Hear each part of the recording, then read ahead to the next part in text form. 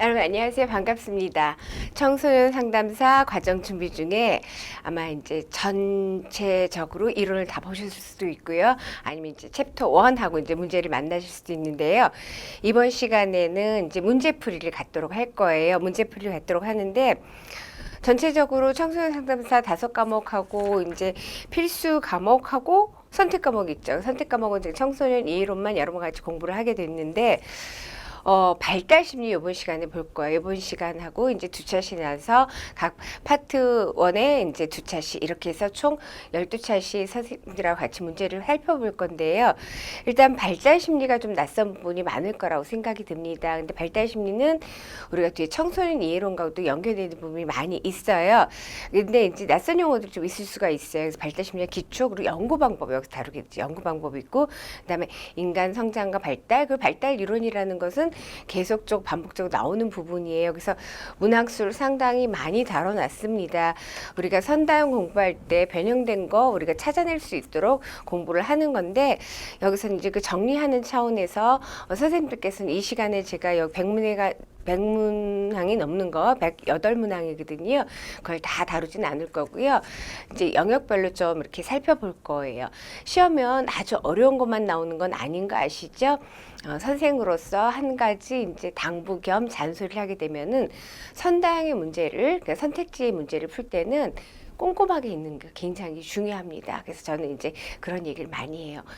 내가 읽었을 때 1번이 정답이다 라고 생각해도 여기 우리 오지선다니까 2, 3, 4, 5번 이렇게 꼼꼼하게 다 읽어주는 것이 출제자의 예의라고 출제자에 대한 예의를 지키시면 아마 이제 실수하는 일은 적을 거라고 생각합니다. 선다형의 문제는 전체를 잘 이해하는 게 중요합니다. 자, 일단 그래도 제일 처음이니까 첫 번째 문제 한번 보도록 하겠습니다. 다음 중 발달 순서에 대한 설명으로 옳지 않은 것입니다.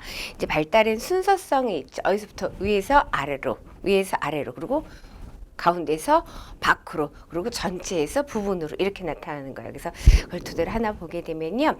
1번 근위 부에서 원분이 가까운 데서 먼쪽으로 발달한다. 맞죠? 그 다음에 중심에서 말초로 발달하는 거예요. 중심에서부터 말초로 발달하고요. 위에서 아래로, 그러니까 머리부터 다리로 발달을 하게 되죠. 그리고 대근육이 발달해서 아이들 연필 지울 때 우리가 볼펜 같은 거 지울 때 이렇게 대근육이 발달해서 나중에 소근육이 발달하는 게 되겠죠. 그래서 대근육이 소근육이 발달합니다. 그래서 부분 운동에서 전체로 아니라는 대근육 전체에서 어떻게 세분화돼서 부분으로 발달한다가 되겠습니다. 그러니까 옳지 않은 것은 몇 번? 5번이 정답 되겠습니다. 발달의 원리도 한번 볼 거예요. 다음 중 발달의 원리에 대한 설명 옳은 것을 이번에 찾는 것이에요. 발달 원리. 그러니까 지금 발달 순서에 관한 것도 발달 원리인 거예요. 발달은 비약적인 것이 차츰차츰 연속적인 거죠. 어느 순간에 이게 그 간격이 벌어졌을 때 전의 발달이 후의 발달과 당연히 관계가 있죠. 이런 걸 염두에 두고 한번 보도록 하겠습니다. 발달은 미분화 운동에서 분화로 이루어진다. 대근육 쓴다는 거 아주 조작적이지 않죠. 그래서 미분화에서 분화되지 않은 거에서 정밀하게 분화되는 거로 이루어진다는 거 너무 쉬운 것이 1번이 정답인데요.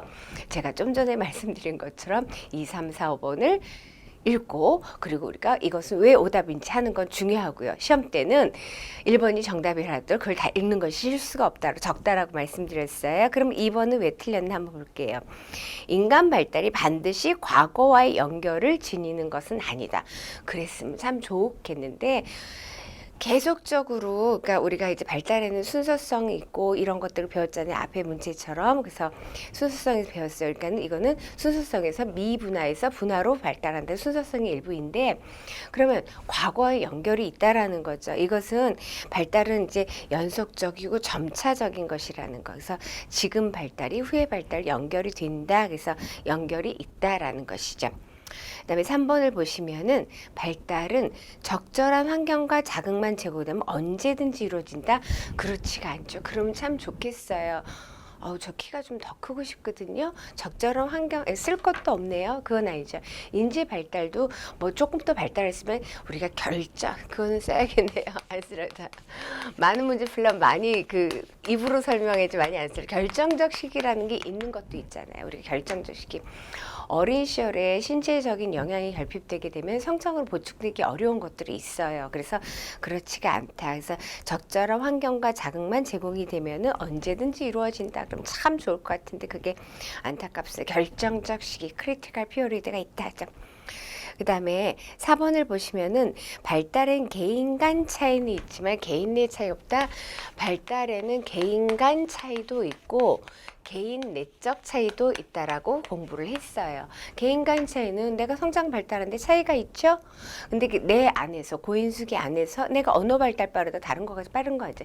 개인 내의 차이도 있다라는 거죠. 이가 빨리 났다고 키가 빨리 크나 그건 아니에요. 단순하게 생각하시면 맞죠.